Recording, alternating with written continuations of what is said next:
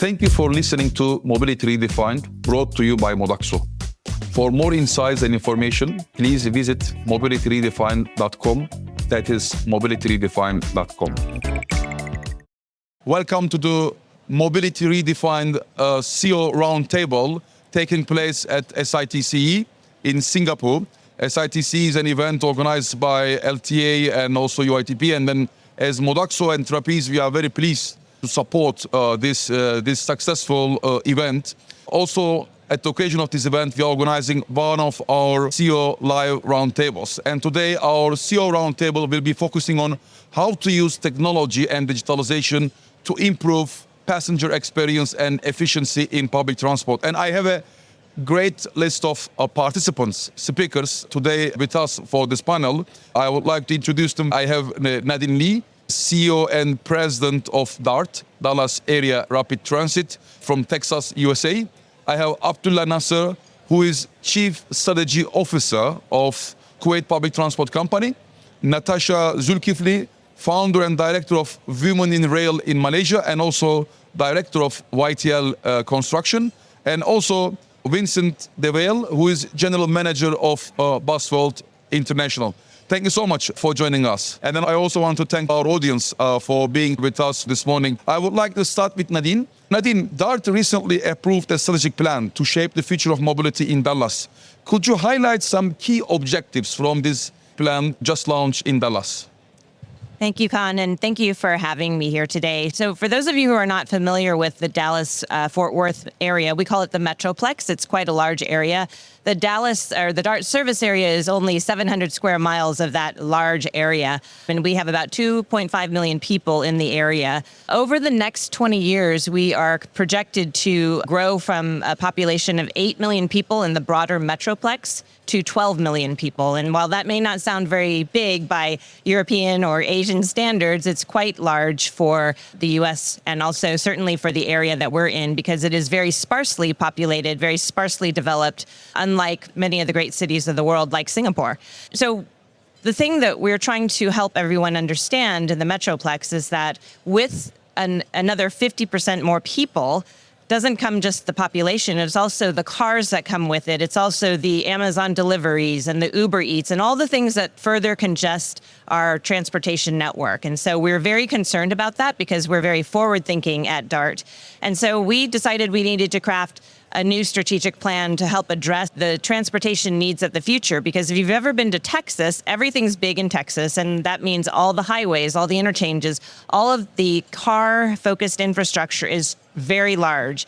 And so we don't want to continue on that path. And so what we are saying through our strategic plan is that we want to leverage DART, the public transport system, as a true economic and mobility asset for our region. And when we do that, we will distinguish the DART service area and all the cities in our service area. We have 13 cities. We want them to leverage DART. We want them to see DART as the distinguishing factor that makes their city the best place to be within the region. So when 4 million people come to our area, we want them to come to the DART service area because of DART. And so we've crafted a new strategic plan that has 6 goals organized into kind of 3 audiences. The first goal is about our workforce. It talks about empowering our workforce and bringing them to a level of professional pride so that they want to contribute to the outcomes we're trying to achieve. And then the second bucket is our customers. We want to create a high quality service for our customers and make sure that all of those services are well connected so that people don't have to think anymore about using public transport. That it's the first in mind, top of mind for them when they choose to travel anywhere in our service area. And then the last bucket is about our communities and how we leverage all of the DART assets to make our communities better. And that requires having strategic relationships and really taking our real estate assets and making them into what we call fantastic spaces so that people want to have more of DART nearby and they want to go and use DART services. In our area, there is a tremendously high level of economic productivity today. And so in the future, as we grow and bring all these people to the area, we don't want transportation to be the reason that we lose that level of economic productivity. We need to make sure that we're sustainable into the future. Thank you so much, Nadine, for underlining the 3 main audiences and 6 goals of DART's strategic plan. And you were underlining especially about the economic activity relationships with the transport. And maybe I can be mentioning about one figure about this one. There was a measurement to tell us that if you invest €1 on public transport, there is creation of €4 of economic activity. So I think that's your principle on this approach. So now I would like to move to our second panelist, who is Natasha Zulkifli, joining us from Malaysia. And Malaysia is next door of Singapore, and it's very active in terms of public transport investments in recent years. And I would like to get some insight from Natasha about especially how Malaysia is planning to grow in terms of intercity railway infrastructure and upgrading its current rail systems. That's a good question, simply because there are existing rail lines that have been built and there is a pause as well. There's a new light rail line called LRT3 that they are hoping to reach into the far reach of the suburbs. And then there's also the MRT2 line, which has just been completed. In Penang, they're going out of the Klang Valley for the first time. They're going to the island of Penang, and they have great big ambitions within Penang to have a light rail line within the state of Penang and also to connect it to the mainland. That will be interesting because that will be going across water. We currently do go across water with a rapid transit system connecting the state of Johor Bahru with Singapore. But I think everyone is excitedly awaiting the high-speed rail line from Kuala Lumpur to Singapore in 90 minutes, myself included. I was with a team that conceptualized this project 10 years ago. If we had stuck to the timeline then, we would have had a high-speed rail line by now, but we don't. Never mind. We still look forward to the high-speed rail line, which the government is considering a series of proposals from the private sector. There was a request for information from the private sector, which closed in January. We have yet to hear from the government what the plan is moving forward. But this will be very interesting because it will be privately funded. Never before done in the world. Can we do that? Perhaps. I'm quite optimistic because the Kuala Lumpur to Singapore will create a top 10 economic conurbation in the world. You are very interesting when you said €1 spent on public transport will result in €4 returns on economic benefit. And the government has been positioning this high-speed rail line KL to Singapore not as a rail line. They're talking about how the growth will transform the whole alignment along the west coast of Peninsular Malaysia. And I think that's where, moving forward, public transport needs to pivot the way it markets itself. Because it's not just about linking point A to point B. It is about creating that economic benefit. And when you do that, you are able to draw in the private sector with how they foresee things. And then for them, they will have more of a stake in investing in the construction of these new rail lines, especially urban rail. We cannot afford to have governments fully fund it 100% anymore. The way we think about how we fund lines has got to change. Thank you, Natasha. Actually, last year I was in the US for the APTA Congress, and it was a good experience for me that from Miami to Orlando, there was a new high-speed rail line, Bright Line, and it was claimed that it was fully private funding was used for this high-speed rail line. And I think that it can be interesting to see such kind of developments in the future in different countries. I would like to move to Abdullah, because Abdullah is coming from Kuwait, and also he is representing different countries in Middle East. By different countries are investing a lot recently on the rail, on the buses. And maybe, Abdullah, could you give us some overview about the plans and developments in Middle East countries about public transportation? First of all, I would like to thank you, Kaan, for having me here with you. It's really great. It's very interesting when we say Middle East. It's a big, different diversity in the Middle Eastern countries. I would like to first tell you where I represent, where I come from. I come from Kuwait Public Transport Company, KPTC. KPTC has been in operation for Kuwait as an operator for the past 60 years, more than 60 years. And we operate buses, public transport, and also we operate school buses. Also, we have marine transportation, and we do manage real estate as well. The challenges that we have mainly in the GCC and the Middle East is ridership. I would say in the GCC has a different melting pot of population. For example, in Kuwait, our population mixed from Kuwaitis and foreigners, just like everywhere else. But in Kuwait, we have more than 70% foreigners. So having that in place is really difficult to put different fares and different structures for the local citizens and for the foreigners and also for the working force. So this is what the challenge that we have, and we work on this to fix this challenge along with the government. One of the things that we do and we put in place is fare structure to track ridership. And from that perspective, economically has been given us tremendous problems of ridership and people riding the network that we're operating in Kuwait. Nevertheless, in the future, we're working on to concentrate more on the riders, bringing the buses closer to the riders, and also having a real-time solutions for our passengers. So hopefully in the future, we'll see more development, more ridership coming along. There's a lot of projects happening, taking place in the Middle East since Dubai opened their metro back in 2009. Their metro also now is opening up in Riyadh. And all these projects hopefully pushing in place public transport ridership. Thank you. Thank you, Abdullah. Thank you so much for this insight. Certainly, there are a lot of developments, and also there is a pioneering role of Middle East, what I was saying. And I was recently in Qatar, and I was visiting the largest electric bus depot of the world, which was hosting more than 500 buses at the same time. It was really interesting to see this largest electric bus depot based in Qatar. And now I would like to move to Vincent, because Vincent is representing Busworld, which is a global organization focusing on the buses all around the world. And bus transport is very important and essential for urban public transport, because more than 80% of the trips happening by public transport in the world are happening by buses. And Vincent, from the Busworld perspective, what kind of new innovations all around the world now in the bus transport? Thank you for this invitation, Kaan, and thank you for being here and listening to us as an audience. I'm Vincent, representing Busworld. We are organizing exhibitions worldwide, as Kaan told you. Important for bus industry and for Busworld is that we are trying to be the bridge between the policymakers and the industry. We organize exhibitions like the exhibition you are in today, and we try to show all the technology that are integrated in buses today.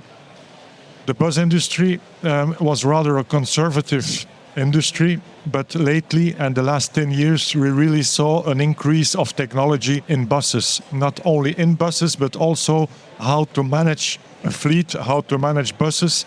And that is what we are seeing here today. A lot of technology is introduced to make the experience for not only the passenger better, but also for the driver and the operator operating buses. So yes, there are a lot of technologies integrated today in the bus and operating buses. I can give you some examples who are obvious. The electrification of buses is very important, not only for the goals of zero emission, but also to attract, for example, women as drivers. In Europe and other places in the world, we have a shortage of drivers. That's really a problem today. With electrical buses, you can attract really women into the job as driver, and we need women to get into the business because they have a different approach of how dealing with a bus as such. The way they treat the bus is smoother, and statistics in Hong Kong, for example, showed that there was an increase of quality when they introduced electrical buses, not only to aim for zero emission, but to upgrade the quality and to integrate women as drivers. That's one of the examples. Can I ask a question? Of course. Women drivers, does that mean less accidents because they're more cautious? Yes, absolutely. Less accidents, smoother driving, more on time. It was really an eye-opener. Yeah, that's so interesting. Yeah, really an eye-opener. I was really surprised to see that. No, I'm joking. We have a lot of things making the travel for the passenger better. Contactless payment, Wi-Fi on board of a bus. The fact that the driver has 8 assistants to make driving smoother, electrification, dealing with less noise, etc. Everything is made to make the passenger having a better experience using public transport, dealing with his iPhone, having all information on the iPhone, not only to take a train, airplane, bus, bicycle. That's what we try to promote with our exhibitions and to give everyone in the sector and also outside the sector the message that the bus is really a solution for the future. Thank you, Vincent. Actually, maybe your last point on the women in mobility and the workforce challenges, it can establish my link with my second question, and I can ask this question to Natasha, because Natasha is also the founder and director of Women in Rail in Malaysia. What we know globally, there are more than 30 million people are working for public transport, and particularly for driver jobs in Europe, there are now more than 100,000 jobs open in Europe. Natasha, how do you see this actually from your perspective as you are the founder of Women in Rail in Malaysia? You have championed the role of women in public transport. Now, how do you see this technological transformation helping us to create more inclusive workplaces in rail industry?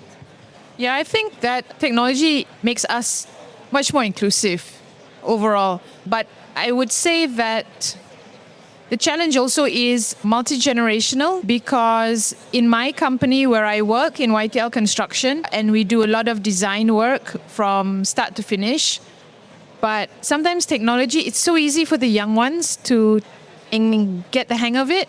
But in our company, we have people who've worked for more than 40 years. And if you've been a draftsman preparing drawings for rail lines and suddenly you have to use BIM, it is a challenge. And they don't feel included. They feel sidelined. So that, I think, is really important. But going back to the comment that you had about jobs and having the vacancies, etc., yes, I think that is an opportunity for more female drivers to come on board. I know that you proved my point, my theory, that women are safer in the hands of buses or trains. They're not inclined to speed. They're not inclined to be reckless. They're more, as you said, even time management. That's quite interesting. But yeah, it's really, I think that I've been talking to a few people here and I can see that there is a shortage of drivers for buses. In Malaysia, for example, I'm told that we lose a lot of drivers to Singapore, and that is simply because of the exchange rate. And Singapore offers higher salary and people leave for that. When you're talking about blue-collar workers, any little bump makes a difference. There's so much to be thought about when you think about having more inclusivity in terms of getting more diversity. Because at the end of the day, when you're talking about blue-collar workers, it boils down to salary. So. May I add to that? Because, and I know this wasn't the topic of the CEO roundtable, but I think this concept of women as bus operators or bus captains, we call them operators in the U.S., is an interesting one, because often I tell people that when you include women in your candidate pool for hires, you've doubled the size of your potential hires, because a lot of times in the past, people haven't considered women, and women are 50% of the population or more even now sometimes. I think it's an interesting thing to say we want to have more women bus operators, which is fantastic. What we're finding is that it is more difficult for women operators to stay in our workforce. So there's a lot of work we need to do on our side to make sure that the work experience, the work environment is friendly for women so that they want to stay. Women are more likely to take care of children, more likely to take care of parents. The seniority configuration in the U.S. is very difficult. I don't know what it's like in other countries for unionized workers, but the seniority piece is very difficult to overcome. And so the new women to our ranks are not able to have the flexibility that the more senior operators have. And so there are a lot of things we need to work on in order to make our environment more attractive for women. I think, Nadine, your point is very correct, but it makes me remember a few years ago, I was visiting one of the bus operators, and I'm a very close friend of B, the CEO, and then we were discussing about employment issues, the performance, and the CEO put some comments to me about, Kaan, we are not able to attract female employees for the technician jobs or for the driver jobs. We were in a bus depot. And since we were very close, I felt I can be asking him, I can challenge him a little bit. And I asked him, can you please show me your restrooms? Very direct question. And then we were in a depot, and then he asked to his staff, oh, please show to Mr. Kaan, where is the restroom? And then we went to the restroom, and I asked him, no, the female restroom, where the female staff could use. And then he turned back because in the building there was only one restroom dedicated for the men. And then he turned back and then he said, oh, where is the restroom for the female? Then we left the building and we started to walk till end of the bus depot to another small building, and we entered there. And then he said that, oh, there is here the restrooms for the female. And I must admit, it was in very poor conditions. And I told him, look, if you want to attract to the people, you need to give them, come on, at least basic facilities. So how come the people will come and then work for here? So this... Did he realize? Did that subtle hint make him wake up? No, it was interesting. 2 months after, he sent me photos. Very nice. He sent me good photos on this one. But I don't know how much it was sustainable later on, how it became part of culture. Because it should not be one-time action. It needs to be a full-time part of the culture, company culture. If you allow me, Kaan, as we all know, it's not something hidden that Middle East culture is a little bit different or more, I wouldn't say strict, but it has a different perspective when it comes to women and men workforce. But nevertheless, when I first started my career in public transport 30 years back, you hardly see any ladies in that sector. Today, with Dubai Metro being automated metro, the woman captain is in charge of one of the metro operators. This is great to see in this lifetime. Nevertheless, where I work as well in Kuwait Public Transport Company, our depot manager is an engineer lady, and she's involved with the operation. And we have many engineers involving within the operations. And so this is something really is changing in the Middle East, and the workforce really has been putting in place, being women and men working together hand in hand, especially in the public transportation sector. Thank you, Abdullah, for the contributions. Let me make one last round. See if there are any other additional points that you would like to add into the panel before we close. Nadine, let's start with you on this one. So you wanted to talk a little bit about reliability and efficiency, and as part of our Point B strategic plan that I talked about earlier, under quality of service and improving quality of service for our passengers, reliability and efficiency are at the top things, right? And the basic, what we always say is the core needs of our passengers we must address first, otherwise they won't even think about whether or not they want to take transit. And of course, in the United States, people have a lot of reasons why they don't want to take public transportation. So the first thing that we've worked on are all the basic things that are not technology heavy at all. It's things like restructuring our bus network to make sure that we're serving the destinations where people actually want to travel to. We just did a bus network redesign 2 years ago. It was the first network redesign that we had ever done in the history of our organization, and we're over 40 years old now. And so as our landscape has evolved and all the different land uses have changed over 40 years, we only just now reprogrammed our network to serve the destinations where people are trying to go. So that was a great improvement. The second thing was, in terms of reliability, making sure that we had a full slate of bus operators available to us to actually fulfill all of our scheduled trips. And we're one of very few public transport agencies in the United States that actually has no vacancies in our bus operator pool. And that is due to a tremendous effort by our human resources team, making sure we're vigilantly processing terminations and then refilling those positions as quickly as we can. We have speed hiring events where we bring people in on a weekend and they can come in and look for jobs and they can walk out with an offer letter. It's a conditional offer letter, but it speeds up the entire hiring process. And so we have a full slate of bus operators to fulfill all of those trips. 2 years ago, we were missing about 15% of our scheduled trips, and now we miss less than 1% of our scheduled trips, which is a tremendous accomplishment.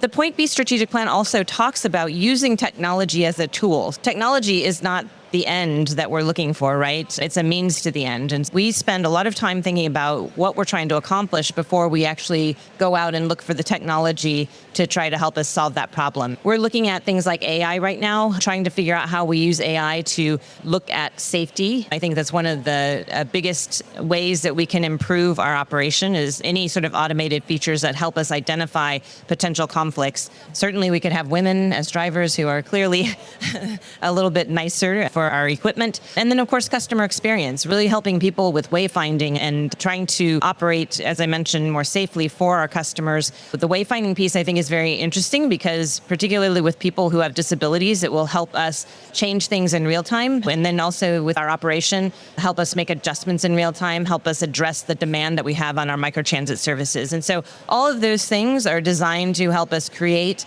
an environment where our passengers feel like we actually care about them and that we're trying to serve them in the best way possible. Thank you, Nadine. What you say is very important, especially nowadays we are discussing a lot about free transport, free public transport. But when some people are asking me this question, I am always telling them that, guys, please really put the first focus on increasing the product quality, your reliability, your availability, your accessibility, then to focus on these elements. And what you put to focus is very important. Abdullah, your perspective, please, from Kuwait on this one. I'll take it, Kaan, from what you just mentioned, free transport. Today, in the Kuwait and in the Gulf countries, even if we put the public transport for free, it would not attract as much ridership. It's not about the cost as much as it about the luxury of having your own vehicle and the ease of it. And we're all humans to have our own personal space. So from that perspective, really, we're pushing on giving public transport service. As you've been in the Middle East, the weather there is not very friendly at a certain time of the year. And part of public transport is you're being out to get to the bus or to get to the metro station. So from that perspective, that's always what we will try and work on in the Gulf, to try to be there for the passenger on a timely manner. And today with technology being in place, this is bringing it more and more closer for us to operate with more efficient network and to be more closer to the passenger, or to be efficient with the timing to the passenger, not to make them wait longer with this climate and weather and to get to the passenger. So these are the things that we're working on in Kuwait specifically to get to the passenger on time. Thank you, Abdullah. Natasha? I think that in Malaysia, we need to be able to leverage on technology to enhance the passenger experience in terms, and it goes back to what my two colleagues here were saying. They have the ride has to be great, but before you even get onto the ride, you need to know that it's going to be there on time, that there are no delays. And I think that it's important that there are strong sound apps that will allow for an improved passenger experience. More and more people are traveling. And you will know that when they travel abroad, they will get the experience of a certain country. And then when they return to their home country, they will say, this is lacking, this needs to be improved. And I think with social media, there is no mercy. Operators have got to deliver to a global standard. There are no excuses for falling short. And if you don't leverage on improving that customer experience, you're dead.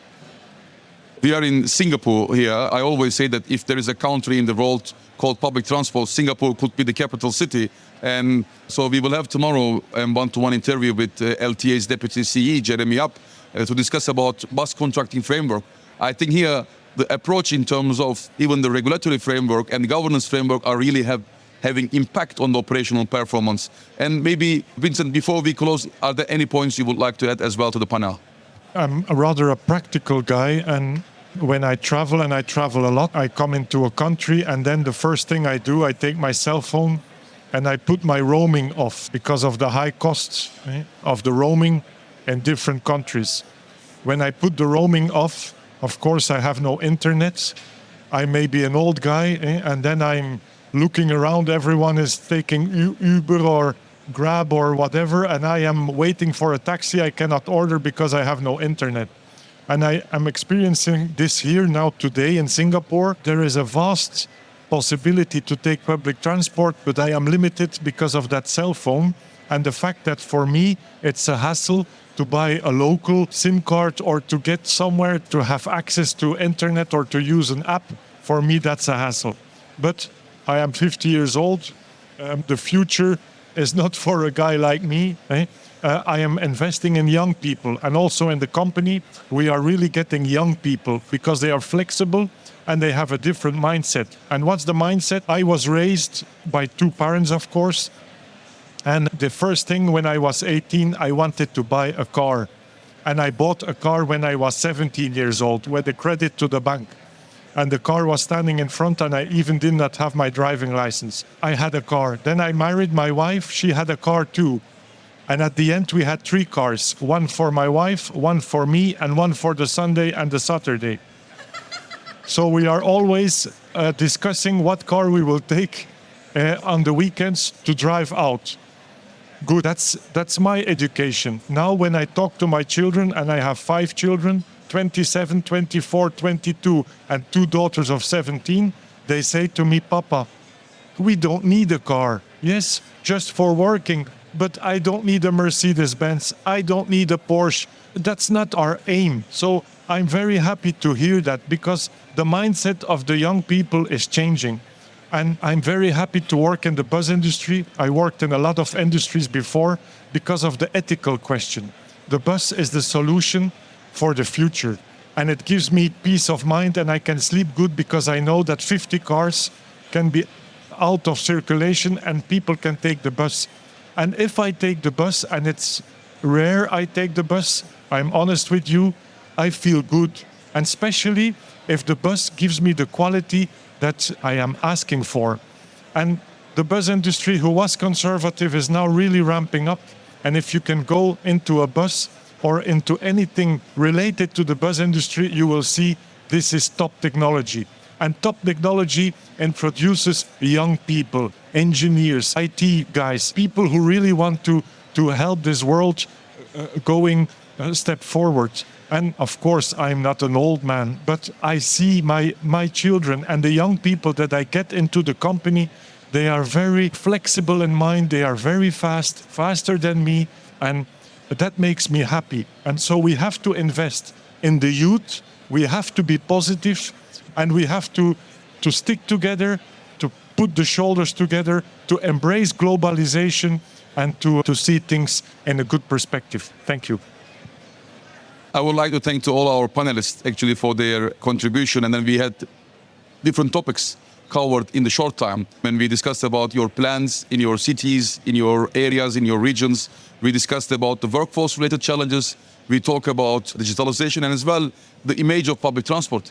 The image of public transport. Sometimes people are asking me what's my car or favorite brand, and I always tell them I love the brand of BMW. I use it, but sometimes, of course, later on, I'm telling them that it's a joke. The BMW means for me is bus, metro, and walking, not the BMW known by everyone. So that's the culture of all of us who are the public transport people working all over the world to increase the ridership in their cities. Thank you once again. Before we close, are there any points you would like to add? Well, I'll just say that, first of all, Vincent, I think, really hit the nail on the head, which is the future is very bright. There are a lot of young people who may choose to live in areas where it's easy to not have a car. My husband and I have one car, and we hardly ever drive it. I think we only drive it on the weekend. But it's one of those things where I think public transportation is a lifestyle choice. And in our world, we're working very hard, particularly in Dallas, to try to make it possible for people to not have a car. There are people who live without a car in Dallas. It's hard, but we're trying to make it better so that they can. And that's part of what our mission is in Dallas, is to try to improve that quality of life. Singapore is a great location to be in because it's a huge inspiration for us. And I think Natasha was right. We have to live up to global standards because that's how we'll keep up with the way people want to live. Thank you. Abdullah? Truly, when you describe your family, you describe all the Middle Eastern family with cars. This is how it is. A family of 2 could have 4 or 5 vehicles, personal cars, and this is truly an issue. But from me and Kaan go back long, and I don't know if he remembers or not, more than 10 years back, we were in Saudi. We were in the office of the Undersecretary, the late Dr. Abdulaziz Al-Ohali. And he was telling both of us at that time, we were younger, not very young, but he was telling us, I'm not concerned about developing networks of public transport in the GCC or the Middle East. I'm worried about ridership. I'm concerned about putting these networks in place and not having the sufficient ridership and sufficient riders for these networks. And today, my answer to him, God rest his soul, would be technology. Technology is the way to bring those people on those networks in the Middle East. These young networks, most of the networks in the GCC are less than 20 years old. These young networks are going to grow and grow more, and hopefully it'll be for the future generations. Thank you. I think we need to get our governments to start to think about how we're going to look at urban rail a bit differently in terms of getting more inclusivity in the way we employ young people to be a part of the design and planning as well as during the operations. But I think also governments need to be educated on how they can better calculate the economic benefit that will be derived from the introduction of public transport services, both rail and bus. Once again, thank you for your very valuable contribution. And I would like to thank to all audience joining us. I see that our session is even more crowded than many of the Congress sessions. So we could be proud on this one. We could be proud on this one. And for those who are missing the session, the recording of the session will be available from the Mobility Redefined podcast channel. So you can subscribe to this podcast channel. So we are having every month a special guest, and also the recordings of this roundtables will be available there. Thank you once again. Before I close, I would like to also invite Frank, the general manager of Trapeze Asian, just to hand over appreciation to our speakers. Thank you for listening to Mobility Redefined, brought to you by Modaxo. For more insights, visit our website at mobilityredefined.com or follow us on LinkedIn. Be sure to subscribe to the podcast on your favorite app to stay updated with our latest episodes. Thank you for tuning in, and we hope you enjoyed the conversation.